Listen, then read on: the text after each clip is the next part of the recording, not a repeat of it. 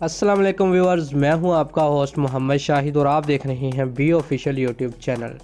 Viewers, Pakistan cricket board ने T20 world cup 2020 में भारत को शिकस्त देने वाली पाकिस्तानी टीम के खिलाड़ियों पर इनामात की बारिश का फैसला किया है।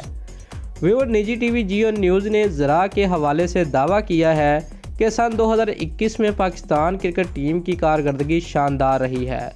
इनफरादी तौर पर भी प्लेयर्स ने उम्दा खेल पेश किया। किसी भी वर्ल्ड कप मुकाबले में पाकिस्तान टीम ने पहली बार भारत को शिकस्त से 2-4 किया और T20 वर्ल्ड कप के सेमीफाइनल के लिए क्वालिफाई किया।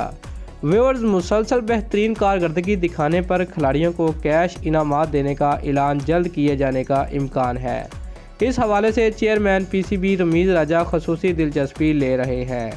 दोस्तों, अगर आपको हमारी ये वीडियो अच्छी लगी है तो लाइक और कमेंट ज़रूर करें और हमारे चैनल बी ऑफिशियल को सब्सक्राइब भी ज़रूर करें। शुक्रिया।